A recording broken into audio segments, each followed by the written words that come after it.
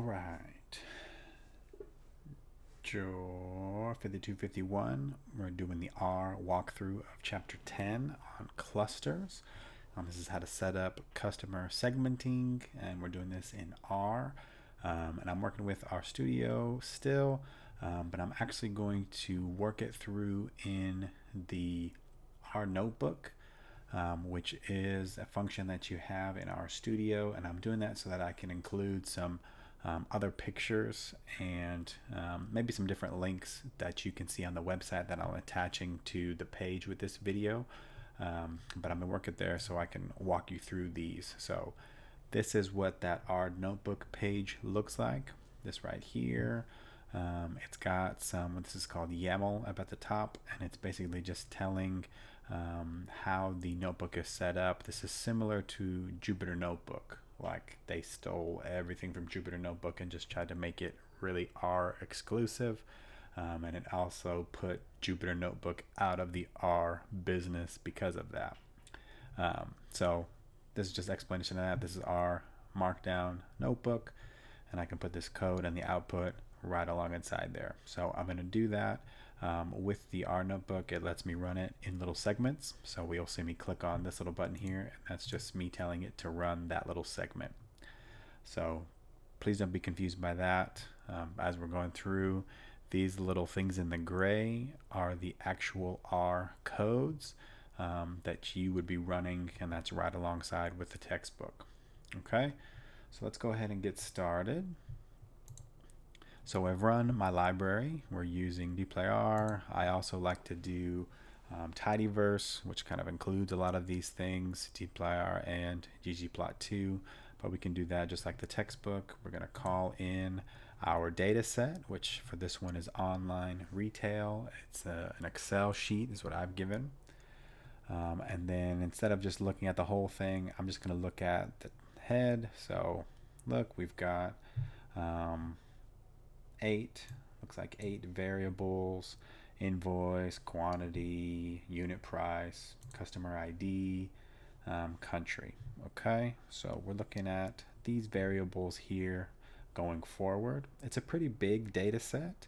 If we go down to the bottom, we can see that there's right now about 541,000 observations for these 8 different columns. But it looks like we've got a lot from the same customer ID number, and then potentially on a lot of the same invoices. Okay, so this looks like we're ordering multiple quantities from that same customer. So this is inventory data, right? Online retail. So the first thing we want to do is to assess kind of our data set and take out things that aren't going to be valuable in an analysis, and that's what we're doing here. So we're ignoring negative values, and then we're going to drop anything that has a missing value where we want.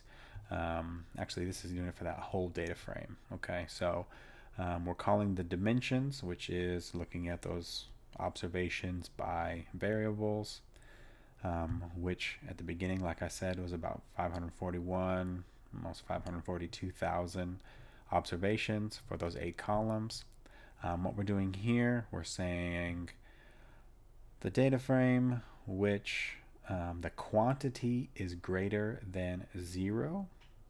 So we're looking at quantity up here, and we're saying if there's anything that has no purchases, we don't need to look at it in our data set. Okay, we don't need to see, if we're trying to analyze those that bought, we don't need to have any zeros in there. So we're eliminating those there.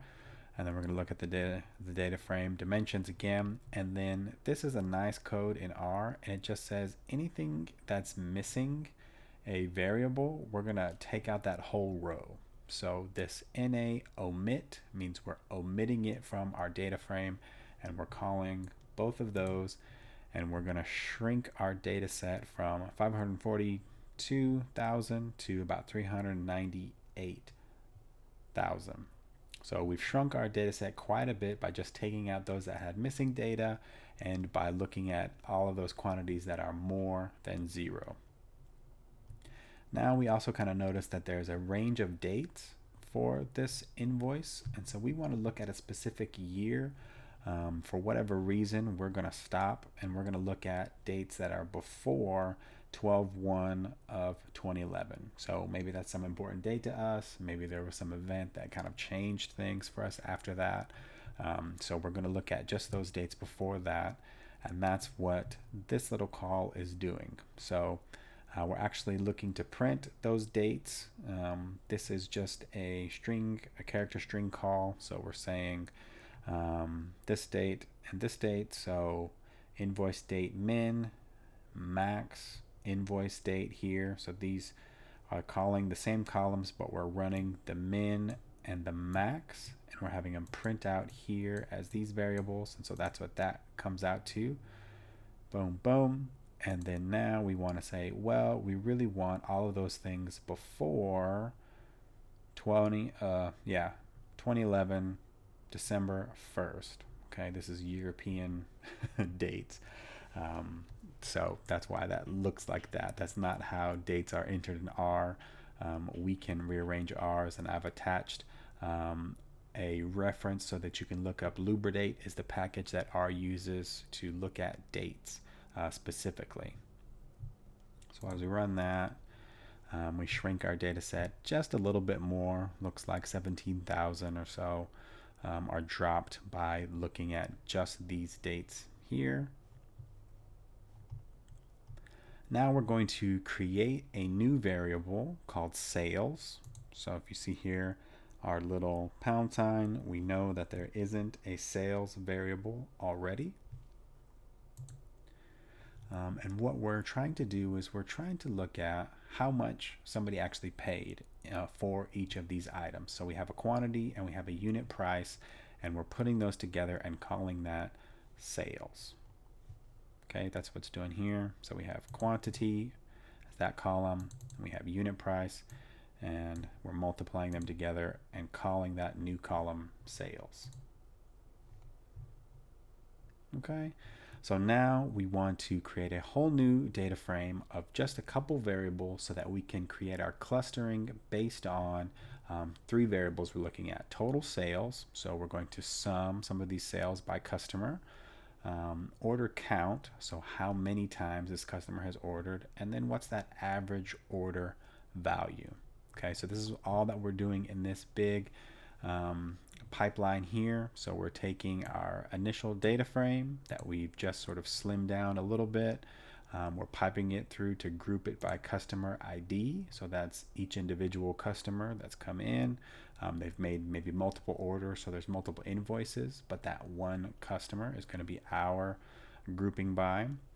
And then, like I said, we're going to sum sales. That's called total sales here. Order count. So this one is a complex way to get just the count of invoices. So we just picked one of the variables, invoice date. We're looking at unique invoice dates here. And then we're just giving that count of that string. So how many unique invoice dates, that's the length that we want, and that's going to be our order count number. There's probably a couple different ways to get that count, but that's how he did it there.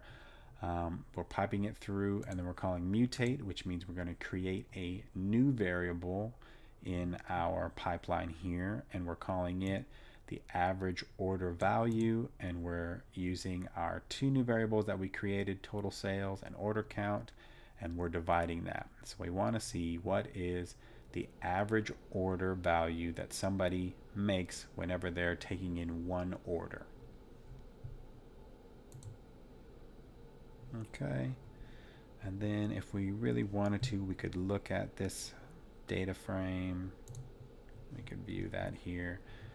And so we can kind of see customer ID 1, 2, 3, 4, 6. They had this as total sales. Oh, but they had one order from us, and so that's their average order. This next one here, 4,085 for their total sales, but it was across 6 orders. So we're dividing these, and we're going to get 680.86 per order. Okay, so back here. Now, what we need to do to set us up for good clustering is we need all of these variables to be in relatively the same measure. Okay, and to do that, we have a few steps.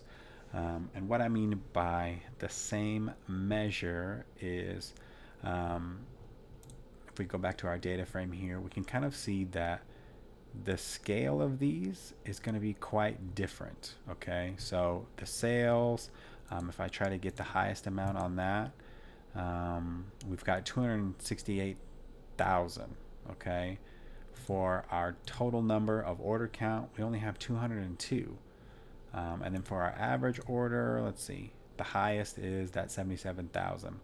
So these are going to look really different when we're thinking about variation in these numbers if we're just looking at absolute values. 268,000 at the highest of a max is a whole lot different than 202 as a max. So our variables aren't really coded or counted the same way. But that's not good for clustering. So the first step in trying to balance or standardize these variables is one that he does here in order to give each of these variables their own order, and he calls it rank. So in R, it's a simple command, and it's just telling this to rank it. And what that's literally doing is it's grouping, it's going through that customer DF, and it's going to give a rank of 1 to the first one, 2 to the second one, 3 to the second one, and it's going to go all the way up until up until it's finished there through all 4,298 observations. It's going through there. Ties method, what this is saying is, how does it want ties to be decided? So if they have the same value, they're coming in the same space, we want to do by first. So whoever gets there first in the data set. You could also do this by average. You could do this by max. You could do this by minimum. Okay, and that's the numbers that it would pick in ranking those orders. So here we're ranking each of those 3 variables: total sales, order count, and average order value. So let me run that, and then I'll show you what it looks like. So now these are just numbered. Boom, boom, boom, boom, boom, boom, boom. Just numbered there. And so sometimes they'll correlate, like we can see total sales and average order value. But for the most part, these variables are going to be organized all by themselves. Okay, so that's the first step. The second step is a more formal statistic, and we're going to give you an equation here. It's z-score normalization. It's also called standardization. In the textbook, he just calls it normalized. It's kind of shorthand, but it's a z-score normalization. And so think about that bell curve again and that distribution. So when we've standardized something, typically 99% of the observations or the data points are going to fall between -3 and +3. Okay, so again, that bell curve, and thinking about all of the data points in between that make up that. When we've standardized them with the z-score, they're all falling between, or the majority are going to fall between -3 and +3. And then you might have a few outliers that are going to be up in those upper ranges of maybe 4+, but that's as far usually as it's going to go if they've been properly standardized. Within R, there's a really simple way to do that, and that is just calling scale, and it actually runs this equation on each of those data points. So it's looking at the observation, it's subtracting the mean, and then dividing by that standard deviation, all when you run scale. So just like we did with the ranked, we're actually taking that ranked data frame, we're going to mutate it. Total sales is going to be scaled total sales, order count is going to be scaled order count, and then average order value again going to be scaled. So I'm running that here. And then we can kind of look at this new data set and see what it looks like. This is our summary. So you can see that now that they are standardized, they are really looking the same as far as these summary statistics go. When we look at the normalized data frame, you can see that all of these values, looks like our highest one doesn't even get to, or our lowest one doesn't get to -2. So we're here for our low, and then we're 1.73 for our high. So all of our values are falling within -3 and +3. So to think about this kind of intuitively in a business sense, 1.73, when we're thinking about the average, it's about 1.73 units of variation above that average amount. So this is a really high total sales. Same here for order count. If we're thinking about 1.73, we are 1.73 units or z-scores above that mean or the average. So this is a high order count. And then average order value, high average order value. So if you're thinking already in quadrants, we could have high total sales, high order count. That might be one quadrant or customer segment that we might look at.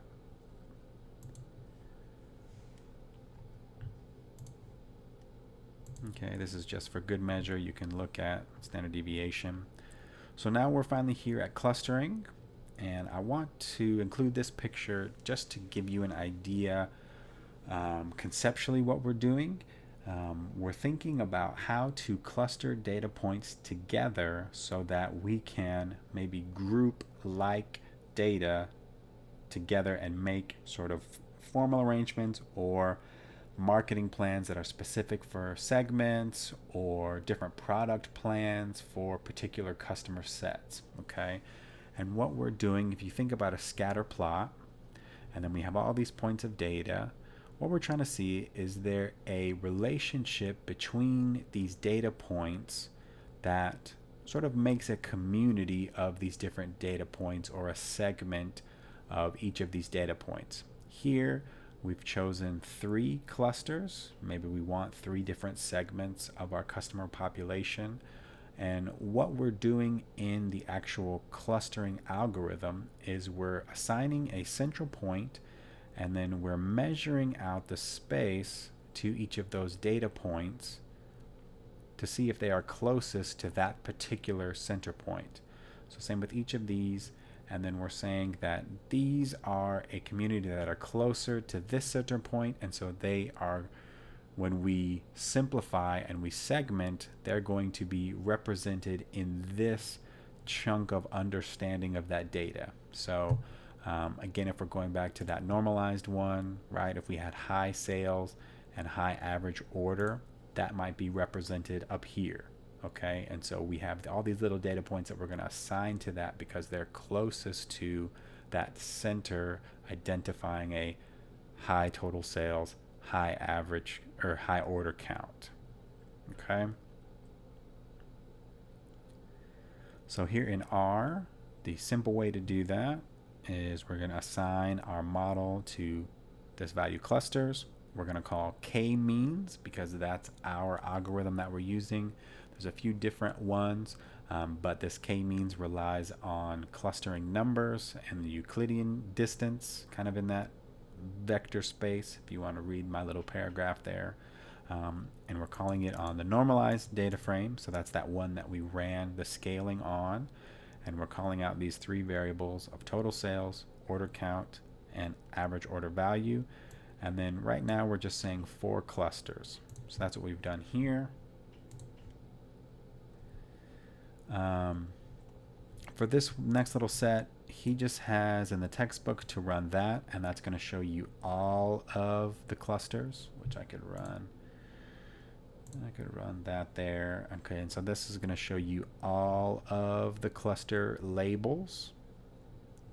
So for observation 1, we've got the second cluster is assigned, and on and on and on and on and on until 400 or 4,298. Okay.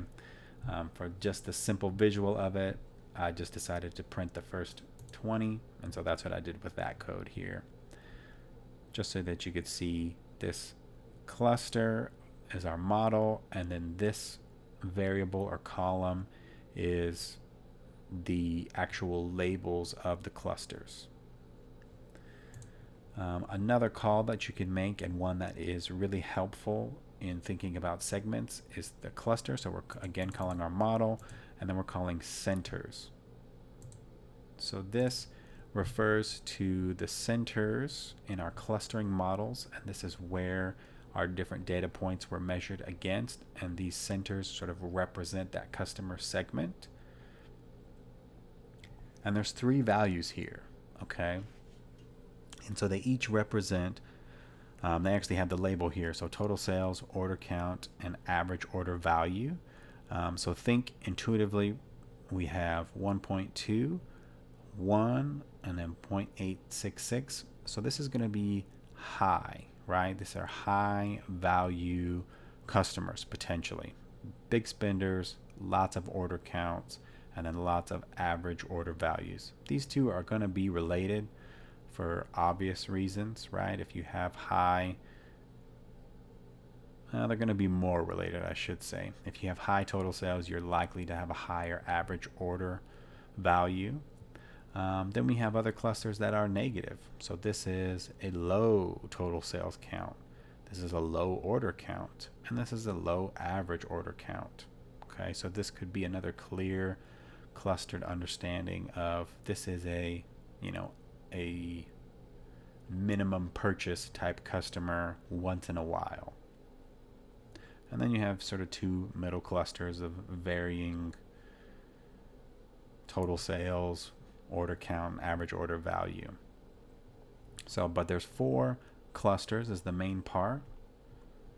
So we've got 1, 2, 3 here, and then we would have a 4th maybe up in there somewhere, and then 3 dimensions. So I like to give this picture just as a visual to think about those clusters in a 3-dimensional space. We can add as many variables as you think you need to have in clustering, but it's just a lot harder to visualize that or even mentally conceptualize these different dimensions and how they might exist, right? But the distance between them can still be measured to that center point, and it be represented in one of these centroid elements. All right, so showing that there. Now we can kind of look at interpreting those cluster points. So we could run it again. Or actually, so what we're doing here is we're actually going to add to our normalized data frame the labels. So we're creating a column that's called cluster, a new variable, and then we're assigning it the cluster labels from the cluster model that we ran. So as we do that, we're adding that 5th row of cluster now to our data set for normalized. So now we can see the customer ID, and we can see which sort of segment that they fell into. Okay, way to visualize this using ggplot. So we're taking our data frame, we're putting our X as average order value, we're giving our order count as the Y, and again these are z-scores standardized because we're using our normalized data frame. And so this is just going to be, -3 to +3. In our case, it doesn't get past 2, so that's why these axes look like this. And then we're going to color it by cluster. So that's going to give it 1, 2, 3, or 4 colors. And so that's what we see here in our little plot. So I can run that again just so you can see it, and maybe it'll change. Yeah. So be mindful that every time you run your cluster, every time you run those k-means, you are likely to change those centers and how they're assigned.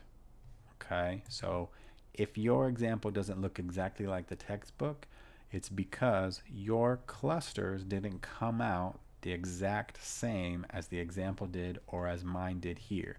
You're going to have to look at these centers. So even if I run this again right here, and I come down, oh, so we already see that those changed.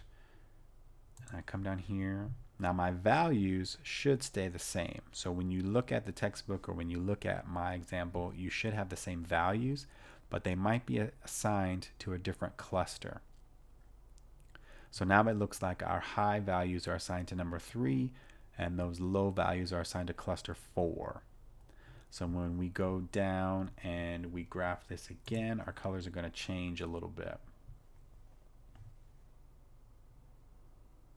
Okay. It should anyway. Oh, I guess I gotta assign it back. So this, I'm assigning our new cluster labels to that normalized cluster frame. I'm replacing that old cluster column that I had, and then we'll change colors just slightly. Okay. Now, how do I know that I want 4 clusters? Well, there's a way to figure that out. Here we've gone through one method. I've attached a couple different methods for you to look at evaluating the clusters with the explanations on how to do clustering in R. So if you'll check those out, those will show you different ways that maybe are more visual if you want. But the silhouette way and this exact code I really like because it gives us a clear printout of what we're looking for. So there's a cluster library within the RHands packages. And what we're literally doing is we're just calling this out and we're saying for in cluster in 4 through 8. So we're saying I want you to try 4 clusters, I want you to try 5, 6, 7, and 8 clusters. And I want you to take the average of those clusters and give me the Euclidean distance between those different points for all those times that you ran it, and tell me which one has the best sort of score or the best reduction of disparate distance between the different clusters. So what I mean by this is what gives us the best number so that the data points are the closest to the center without being confused for being in other clusters. Okay, so all of these are the same here. Actually, this is creating a little for loop, and then we're running those k-means clusterings. Like I said, I would copy this code and try to adjust it to your own data set. It just makes it a lot cleaner and clearer. So I'm going to run this here, and then what it's also saying down here is to print off in these string characters, we're looking for the number of clusters and then that silhouette score, which is the average silhouette, which is a call from the cluster librarian package. This is feeling all over the place. I hope that I haven't lost you here. There's kind of a lot going on in this call, but what it's doing is it's running these k-means models with the different numbers of clusters, and then it's giving the average silhouette score from those clusters by the different call of cluster centers. Okay.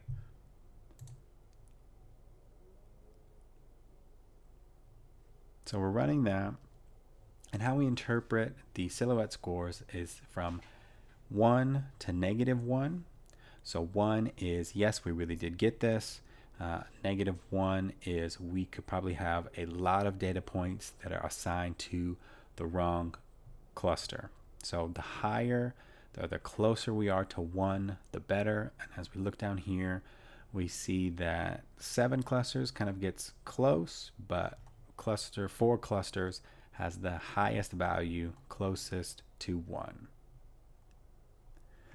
So now we can go back and we can confidently run 4 clusters and know that that is the best for our data set. and we get the most accurate count of separation between these different data communities or clusters of data sets.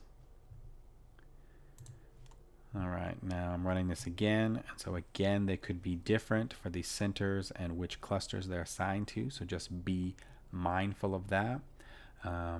In the textbook example, he says high value customers are in cluster 4. That's not always the case.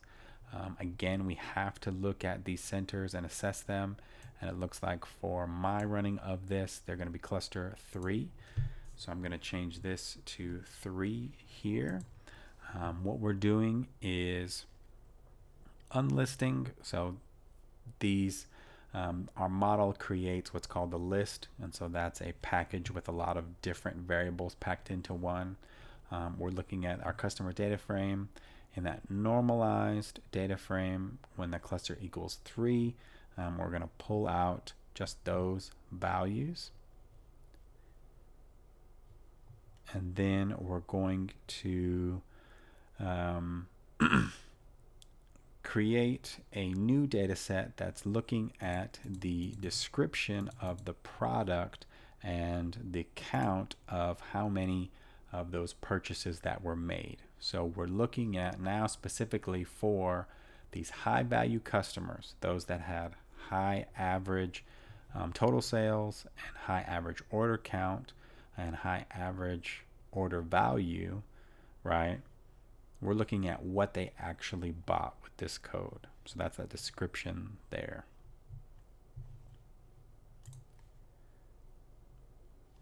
And so now we have jumbo bag, red, retro spot, whatever that is, Regency cake stand, 3-tier, and white hanging heart tea light holder. So those are our sort of top 3 best-selling items or descriptions or products, whatever, amongst this high value customer group. You might not need to do this step here, but if you could get to this step and you can look at and kind of intuitively understand what your segments are, then you could plan your outreach campaigns. You can plan your marketing campaigns around these different clusters. All right, I hope that that was clear enough for you. You can go and rewatch this video, ask me questions, and definitely look at our notebook, which is my script here with pictures and things like that, in the link that I provided on that page. All right.